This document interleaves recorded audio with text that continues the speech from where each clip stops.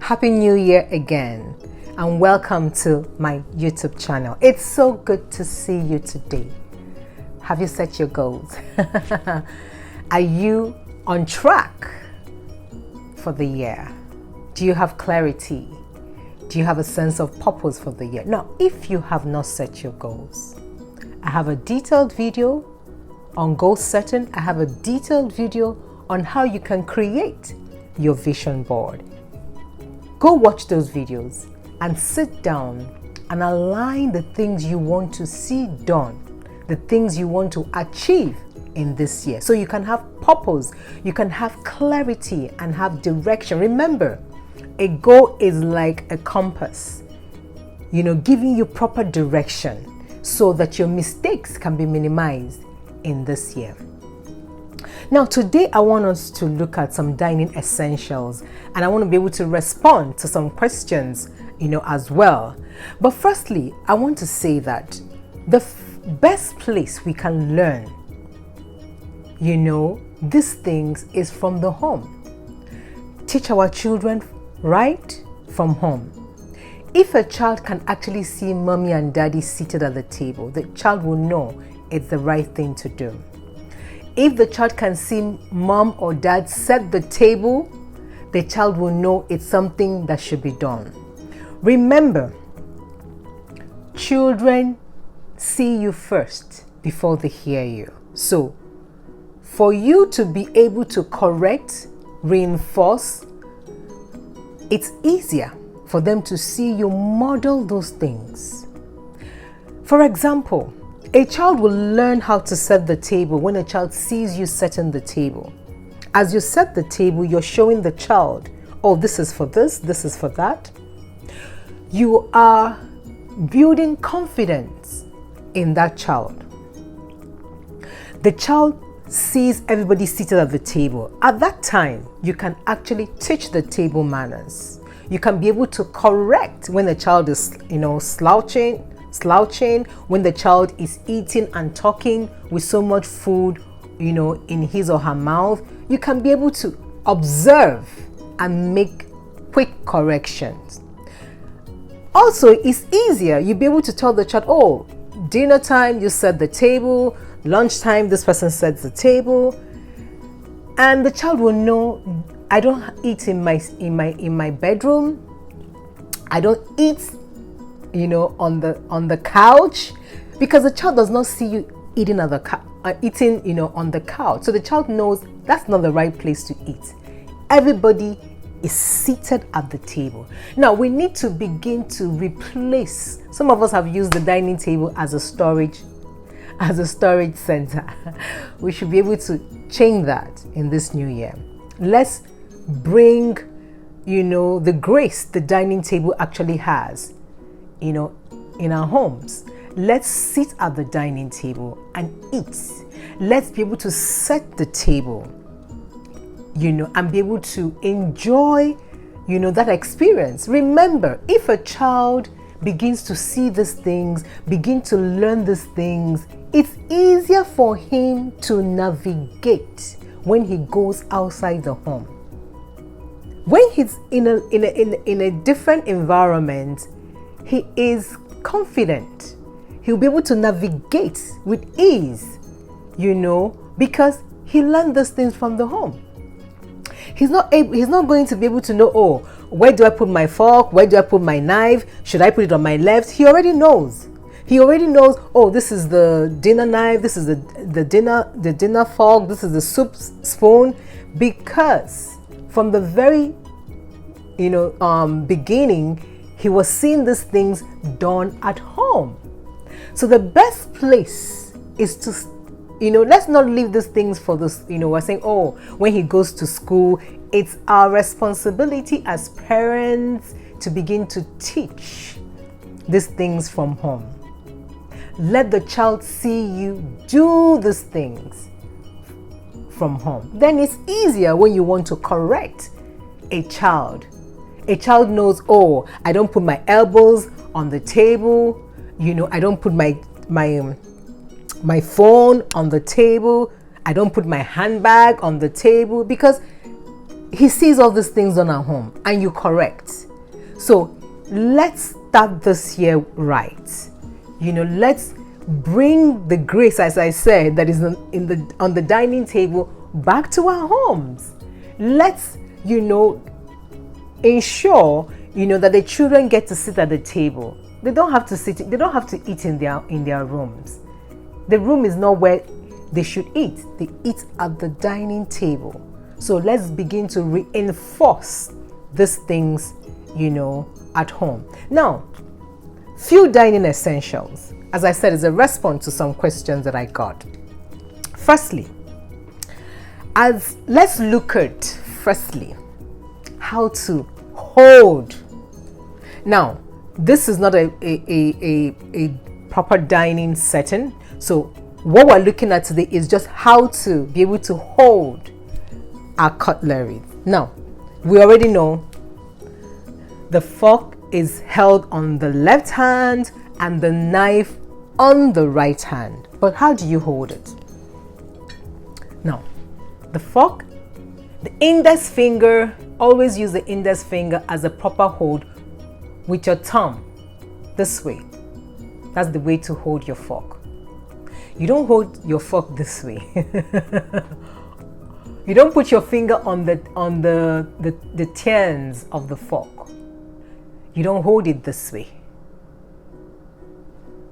Remember, it's not a shovel. Remember the two fingers that works for you.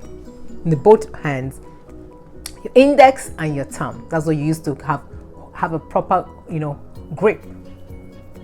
See it. Your index and your thumb this way. Now remember, you don't do this. The fork is not on the right hand. The fork is held on the left hand. The index finger grips it here and the thumb holds it the other way. Firm grip. The same with the knife. Now, the knife, of course, is the blade area that faces down, because that's the way you're going to use it to cut. Okay? You don't cut and you have the tines facing upwards. So the tines are always downwards when you want to cut anything. Okay? So you must master how to hold this with so much ease and poise. You should be at peace. You should be calculated holding it. Sometimes you find people hold like the knife. The knife is not like, you want to cut, it's with ease, Don't hold the knife on the left hand. Don't hold the fork on the right hand and begin to cut. No. The tine faces downwards and the knife, the blade faces downwards as well. Remember, the two fingers that holds your cutleries firmly, it's your index and your thumb. This is the proper way to hold your cutlery. Now, another thing I wanted to show. Remember, in a fine dining environment, the waiter serves you from the right, okay, and clears from the left. Now, for you walk into, you want to get seated at the table. Sorry, it's a bit tight. Now, you always sit from your right. You sit in from your right and you exit from your left. So you sit in from your right and you exit from your left. Now, I want us to look at some, silent service codes. I've talked about this. Remember, I have a detailed video on formal and informal place setting where, I showed us, the different cutleries, what we use of the different cutleries, the different course meals we eat with them. Remember today I'm looking at just some basic essentials. As I said, this is not a dining proper dining setting, okay? So but I want us to look at some silent service codes. Silent service codes are, some codes used in fine dining restaurant. They don't necessarily come to tell you anything, but there are certain things you do. You communicate to them, they understand because they are trained. Now, for example, your napkin. When you come seated at the table, the napkin is put on your lap, okay? You don't put the napkin, it's not a beep. You don't put it here. Only children use beeps. Adults don't use beep. The essence of the napkin is, for example, in between you just dump, for the ladies before you take your drink, so you don't have that permanent lip stain on the glass, you just dap your mouth before you drink. Now, some of the silent service codes, for example, you're still eating and you need to maybe excuse yourself from the table. Let me show you.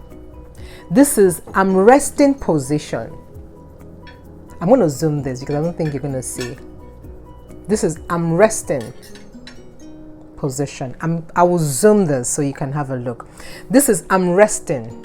Your cutlery up, you put your cutlery this way, then your napkin, you put your napkin loosely on your seat. The waiter knows, even if your plate is empty, the waiter knows you're still eating and you're coming back to continue eating your food. Now, if you're done eating your food, this position and the napkin loosely on the left side shows I'm finished. The wait, even if your plate is full, the waiter knows you're done eating and this will be cleared off. Now, for the ladies, something I want to show us. We go to 1 second. 1 second. Just 1 second.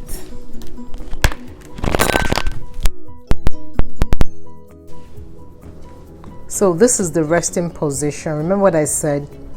The waiter, these are silent service codes. Even if your plate is filled up, the waiter knows you've excused yourself. He's not going to touch your plate. Okay, so this is the resting position. Now, if you're done eating, okay, let me put on my mic. I'm back.